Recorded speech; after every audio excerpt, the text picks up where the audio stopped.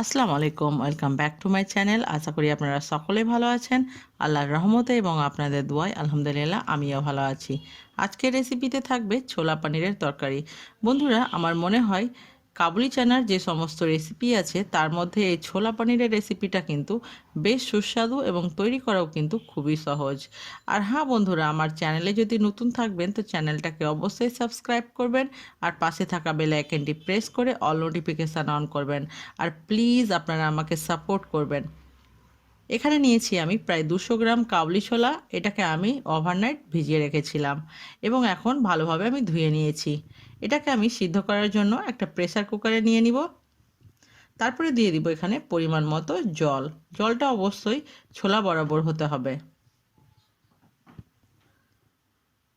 তারপরে আমি দিয়ে দিব সামান্য পরিমাণে লবণ, দুটো ছোট এলাচ, এক টুকরো দারুচিনি, সামান্য পরিমাণ হলুদ গুঁড়ো এবং খুব সামান্য পরিমাণে সাদা তেল কিংবা সরিষার তেল দিয়ে আমি এটাকে একটু ঝাঁকিয়ে নিব।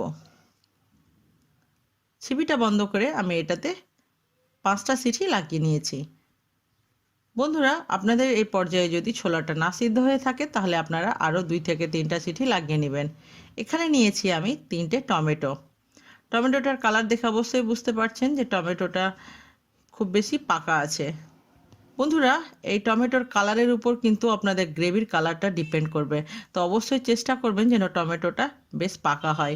আমি এই টমেটোটাকে এইভাবে করে দুইভাবে চেরা লাগিয়ে নিয়েছি যেন সিদ্ধ হতে সুবিধা হয়।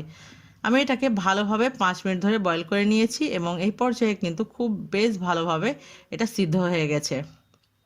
দেখতে পাচ্ছেন কত সুন্দরভাবে এটা সিদ্ধ হয়ে গেছে। আমি কিন্তু এখন গ্যাসটাকে বন্ধ করে দিব। তারপরে আমি এটাকে একটা অন্য পাত্রে উঠিয়ে নিব এবং রেখে দিব ঠান্ডা হওয়ার জন্য। এটা যখন ঠান্ডা হয়ে যাবে তখন এটাকে ব্লেন্ডারে কিংবা মিক্সিতে আমি এটার পেস্ট তৈরি করে নিব।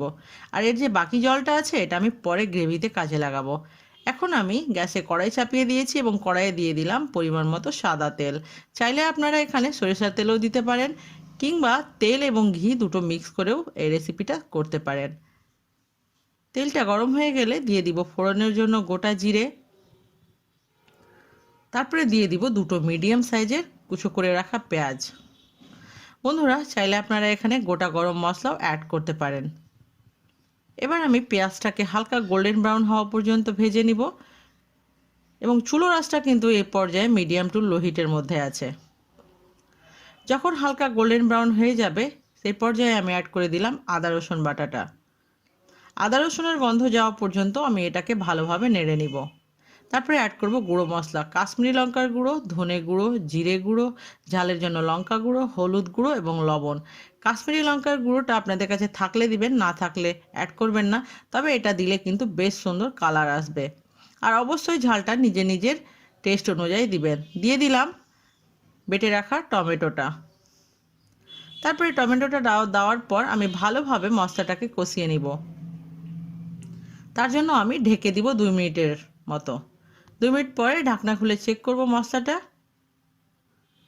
দেখতে পাচ্ছেন কত সুন্দরভাবে তেলটা আলাদা হয়ে গেছে এবং মশলাটাও কিন্তু ভালোভাবে কষানো হয়ে গেছে। বন্ধুরা, এখন আমি দিয়ে দিব প্রায় 100 গ্রামের মতো ফ্রেশ ক্রিম। চাইলে আপনারা এখানে দুধের মালাইটাও অ্যাড করতে পারেন। টেস্ট একই হবে এবং খেতেও কিন্তু বেশ ভালো লাগবে, কারণ ক্রিমের একটা নিজস্ব ফ্লেভার আছে। দিয়ে আমি ভালোভাবে মিক্স করে নিব এবং ঢেকে দিব 2 মিনিটের জন্য। এভাবে করে আমি ভালোভাবে মশলাটাকে কষিয়ে নিয়েছি এবং এই পর্যায়ে দেখতেই পাচ্ছেন যে তেলটা আলাদা হয়ে গেছে মশলা থেকে। ততক্ষণ পর্যন্ত আপনাদেরকে মশলাটাকে কষিয়ে নিতে হবে যতক্ষণ না মশলা থেকে তেল আলাদা হয়েছে। এবার আমি অ্যাড করে দিব এখানে সিদ্ধ করে রাখা কাবুলি ছোলাটা। দেখতে পাচ্ছেন কত সুন্দরভাবে সিদ্ধ হয়ে গেছে। আর যে জলটা ছিল সেই জলটাও কিন্তু একই সঙ্গে আমি অ্যাড করে দিয়েছি। বন্ধুরা, আপনাদের যদি সিদ্ধ করার সময় জল না থাকে তবে অবশ্যই আপনারা জল অ্যাড করবেন, কিন্তু গরম জল অ্যাড করবেন। দিয়ে দিলাম টমেটো সিদ্ধ করে রাখা জলটা। দিয়ে আমি এটাকে ভালোভাবে মশলার সঙ্গে মিশিয়ে নিব এবং ঢেকে দিব প্রায় 2 থেকে 3 মিনিটের জন্য। 2 থেকে 3 মিনিট পরে দেখতে পাচ্ছেন কত সুন্দর একটা কালার এসছে এবং এই যে টেক্সচারটা আছে একদম পারফেক্ট। এই পর্যায়ে আমি অ্যাড করব কাসুরি মেথি। কাসুরি মেথিটাকে আমি একটু শুকনো কলায় ভেজে নিয়েছিলাম। এবার আমি একটু হাতে ভালোভাবে আমি কষলিয়ে নিব এবং এটাকে গুঁড়ো করে নিব। দিয়ে দিলাম কাসুরি মেথিটা এবং দিয়ে ভালোভাবে মিক্স করে নিব। এখন আমি অ্যাড করে দিব পনির। আমি এখানে আমুলের পনিরটা অ্যাড করছি, চাইলে আপনারা এখানে বাজারে যে পনির পাবেন সেটাই অ্যাড করবেন। পনিরটা দিয়ে আমি ভালোভাবে এটাকে মিক্স করে নিব এবং চুলোর আঁচটা আছে এই পর্যায়ে মিডিয়াম আছে। ঢেকে দিয়েছিলাম 2 মিনিটের মতো। 2 মিনিট পরে ঢাকনা খুলে এটাকে আমি ভালোভাবে নেড়ে নিব এবং চুলোর আঁচটাকে স্লো করে আমি এটাকে আরও 3 মিনিট রান্না করে নিব। বন্ধুরা, পনিরটা দিয়ে বেশিক্ষণ রান্না করলে হবে না, নাইলে কিন্তু পনিরটা শক্ত হয়ে যাবে। যে গোটা মশলা ছিল সেটাকে আমি উঠিয়ে ফেলে দিলাম এবং অ্যাড করলাম বেশ খানিকটা ধনেপাতা। আরও দিয়ে দিব আমি এখানে ছোলা মশলা।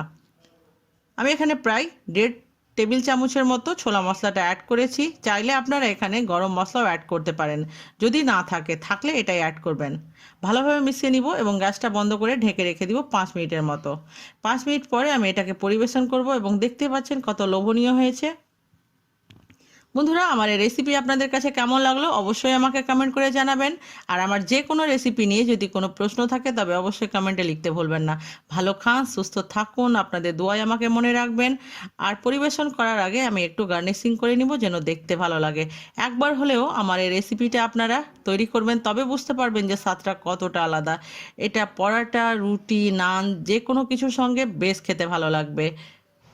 আপনারা আমার সঙ্গে অতক্ষণ থাকার জন্য অসংখ্য ধন্যবাদ। আমার রেসিপি যদি ভালো লাগে তবে অবশ্যই একটা লাইক করবেন। আবারও দেখা হবে নতুন কোনো একটা রেসিপির সঙ্গে। আল্লাহ হাফেজ।